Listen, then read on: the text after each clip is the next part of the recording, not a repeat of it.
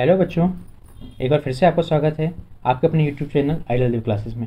बच्चों, जैसा कि आपको पता है, आपका जो सामाजिक विज्ञान है उसका पाठ्यक्रम परिवर्तित हो चुका है और पाठ्यक्रम में परिवर्तन करते हुए एनसीईआरटी का जो पाठ्यक्रम था उसे लागू किया गया है। इसी बात को ध्यान रखते हुए बच्चों, हम आइडियल देव क्लासेस चैनल में एक सीरीज़ कंटिन्यू चला रहे थे, जो आपका इतिहास खंड था उसकी सीरीज़ कंप्लीट हो चुकी है। और आपने अभी तक वो वीडियो लेक्चर या वीडियो प्लेलिस्ट को नहीं देखा होगा तो आइडियल देव क्लासेस यूट्यूब चैनल में सर्च करेंगे, आपको मिल जाएगा, प्लेलिस्ट में जाकर देखेंगे। तो अब बच्चों, आपका जो दूसरा खंड है बोलना चाहिए ज्योग्राफी का, है ना, भूगोल का, उसकी हम एक नई सीरीज चला रहे हैं जिसमें हम आपको अध्याय 1 से लेकर जितने आपके जो अध्याय 5, 6 जितने भी हैं उनके पूरे जो प्रश्न उत्तर है, अभ्यास प्रश्न उत्तर, उनको आसान भाषा में आपको एक्सप्लेन करेंगे। तो बच्चों, इस सीरीज़ को हम आज से स्टार्ट कर रहे हैं। उम्मीद करता हूँ कि हिस्ट्री की जैसे सीरीज़ आपको अच्छी लगी थी, ये भी पसंद आएगी। तो बिना किसी देरी के बच्चों हम स्टार्ट करते हैं। आज हम आपका जो अध्याय 1 संसाधन है उसके जो अभ्यास प्रश्न हैं उनको आसान भाषा में समझेंगे और कोशिश करेंगे कि यह प्रश्न उत्तर यहीं पर याद हो जाएं, क्योंकि इसी से पिछली बार 80 से 90% प्रश्न पूछे गए थे। ठीक है बच्चों, तो पढ़ते हैं प्रश्न क्रमांक 1 की तरफ। प्रश्न क्रमांक 1 आपसे संसाधन की परिभाषा पूछता है। संसाधन की परिभाषा लिखिए। बच्चों, उत्तर में आ जाएगा, प्रत्येक वस्तु जिसका उपयोग आवश्यकताओं को पूरा करने के लिए किया जा सकता है वह संसाधन कहलाता है। संसाधन किसे कहते हैं? ऐसी प्रत्येक वस्तु जिसका उपयोग हम अपनी आवश्यकताओं को पूरा करने के लिए करें वो संसाधन कहलाता है। प्रश्न क्रमांक 2 आपसे पूछता है, पेटेंट किसे कहते हैं? इसका उत्तर हो जाएगा, पेटेंट का तात्पर्य किसी विचार अथवा आविष्कार पर एकमात्र अधिकार से है। जैसे कोका कोला बनाने का जो फार्मूला होगा उसमें सिर्फ अधिकार किसका होगा? कोका कोला कंपनी का। जैसे एप्पल का मोबाइल बनाने का जो सॉफ्टवेयर होगा उस पर किस सॉफ्टवेयर या बोले या एप्पल का जो ब्रांड है उसके बारे में जो अंदर की पर्सनल बातें हैं उस पर किसका अधिकार होगा? तो एप्पल कंपनी का होगा। ठीक है, बड़े प्रश्न क्रमांक 3 की तरफ। प्रश्न क्रमांक 3 आपसे पूछता है कि संसाधन कितने प्रकार के होते हैं? ठीक है, कितने बोल रहा है? संसाधन कितने प्रकार के होते हैं, उदाहरण सहित लिखना है। ठीक, तो बच्चों, संसाधन 2 प्रकार के होते हैं। एक होता है प्राकृतिक संसाधन जो हमें प्रकृति से मिलता है, दूसरा होता है मानव निर्मित संसाधन जिसे मानव प्रकृति से मिले हुए संसाधनों की मदद से निर्मित करता है। इनके उदाहरण देख लेते हैं। प्रकृति के उदाहरण है जल, मृदा, खनिज। जल हमें मिलता है, मिट्टी हमें मिलती है, खनिज मिलता है। और मानव के पुल, सड़क और मशीन। ठीक है, बन जाएगा। कोशिश करना कि यहीं के यहीं याद हो जाए। ठीक है ना, देखते देखते। प्रश्न क्रमांक 4 है, नवीकरणीय एवं अनवीकरणीय संसाधनों में कोई 3 अंतर लिखिए। ठीक बच्चों, कभी भी अंतर लिखना हो तो ब्लैंक बना लिए। ब्लैंक इन द सेंस कि एक बॉक्स बनाए, उसमें एक तरफ नवीकरणीय, मतलब जो जिनके बीच में अंतर करना हो उनको एक एक तरफ लिख लिए। जैसे यहाँ पे नवीकरणीय और अनवीकरणीय के बीच में करना है। तो पहला क्या है? नवीकरणीय संसाधन शीघ्रता से नवीकृत होते हैं, मतलब नवीकरणीय संसाधन जल्दी बनते हैं, जबकि अनवीकरणीय संसाधन का जो भंडार होता है वो सीमित होता है क्योंकि उन्हें बनने में हजारों साल लगते हैं। ठीक, नवीकरणीय के कुछ जो संसाधन असीमित होते हैं, जैसे सौर, है ना, सूरज हो गया, या पवन ऊर्जा। सूरज का प्रकाश असीमित है, जो पवन ऊर्जा है वो भी असीमित है। ठीक, अनवीकरणीय की बात करें तो पुनः पूरित होने में इन्हें हजारों वर्ष लग जाता है। और अनवीकरणीय के उदाहरण क्या हो जाएंगे? कोयला, ठीक, या तेल, ऑयल।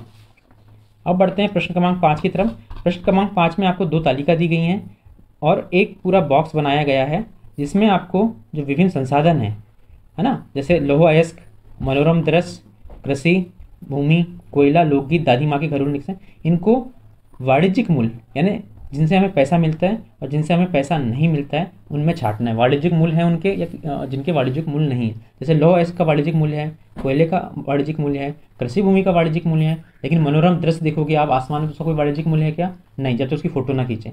दादी माँ जो घरेलू नुस्खे बताती है उसका कोई वाणिज्यिक मूल्य है क्या? नहीं, क्योंकि दादी माँ को आप कोई पैसे नहीं देते। लोकगीत को यदि आपने कहीं पर कैसेट के रूप में भेज दिया तो उसका वाणिज्यिक मूल्य है, लेकिन सिंपल आपके गांव में गाया जा रहा है तो उसका कोई मतलब वाणिज्यिक मूल्य नहीं है। ठीक है बच्चों, बड़े प्रश्न क्रमांक 6 की तरफ। प्रश्न क्रमांक 6 आपसे पूछ रहा है, पृथ्वी पर प्राकृतिक संसाधनों का वितरण असमान क्यों है? मतलब पृथ्वी पर इतने सारे प्राकृतिक संसाधन पाए जाते हैं तो उनका वितरण असमान क्यों रहता है, यह प्रश्न पूछना जा रहा है। इसका उत्तर हो जाएगा बच्चों, प्राकृतिक संसाधनों का वितरण भूभाग, जलवायु, ऊंचाई जैसे अनेक भौतिक कारकों पर निर्भर करता है। किस पर? भूभाग पर, यानी भूमि कैसी है, समतल है, पठारी है, पहाड़ी है, कैसे, जलवायु कैसी है, धूप ज़्यादा पड़ रही है, ठंड ज़्यादा पड़ रही है, कैसी है ना, ऊंचाई कितनी है, समुद्र के निकट है या समुद्र से दूरी पर है ना, इन सब पर निर्भर करता है।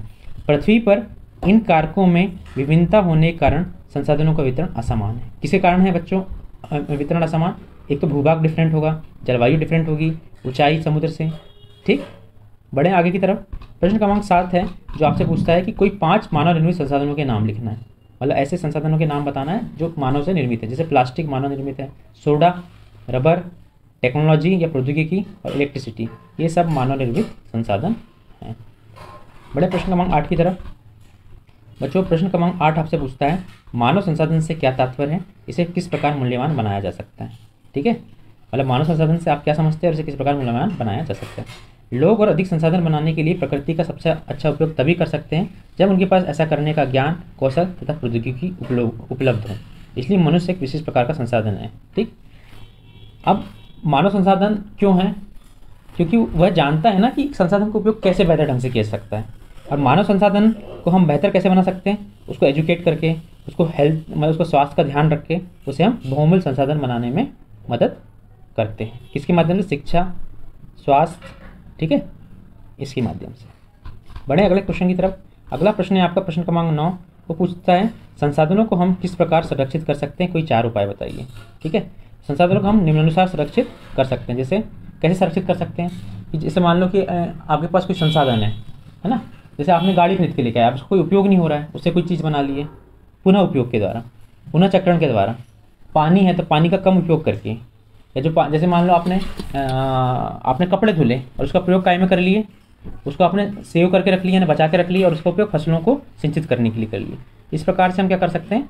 संसाधनों को संरक्षित कर सकते हैं। ठीक है बच्चों, बढ़ते हैं बच्चों प्रश्न क्रमांक 10 की तरफ, जिसमें आपसे सतत पोषणीय विकास के 4 सिद्धांत पूछे गए हैं। सतत पोषणीय विकास ऐसा विकास होता है जिसमें आने वाली पीढ़ी की जरूरतों को ध्यान में रखते हुए जितनी ज़रूरत है हमें संसाधनों की अभी उतने का ही उपयोग करते हैं, ना तो कम ना तो ज़्यादा। तो इसके 4 सिद्धांत कौन से? जीवन में सभी रूपों का आदर और देखभाल, जीवन के सभी रूपों का आदर और देखभाल करना, मानव जीवन की गुणवत्ता को बनाए रखना, पृथ्वी की जीवन शक्ति और विविधता का संरक्षण करना और प्राकृतिक संसाधनों के ह्रास को कम से कम करना। ठीक है बच्चों, तो 4 पॉइंट हो गए। जीवन में सभी रूपों का आदर और देखभाल करना, मानव जीवन की गुणवत्ता को बढ़ाना, पृथ्वी की जीवन शक्ति और विविधता का संरक्षण करना और प्राकृतिक संसाधनों के ह्रास को कम से कम करना। ठीक है बच्चों, उम्मीद करता हूँ कि आपको हमारे एक्सप्लेन करने का तरीका पसंद आ रहा होगा। यदि आपको हमारे एक्सप्लेन करने का तरीका अच्छा लग रहा है तो वीडियो को लाइक करें, कुछ कमी हो तो कमेंट सेक्शन में बताएं, कुछ और जानना हो वो भी कमेंट सेक्शन में बताएं। ठीक है, और आपने यदि अभी तक आइडल देव क्लासेस यूट्यूब चैनल को सब्सक्राइब ना करें तो सब्सक्राइब कीजिएगा और अपने दोस्तों को भी बताइएगा यदि आपको अच्छा लगता है तो। ठीक है, मिलते हैं अगले वीडियो लेक्चर के साथ, तब तक हम मन लगाकर पढ़ाई कीजिए और अपने स्वास्थ्य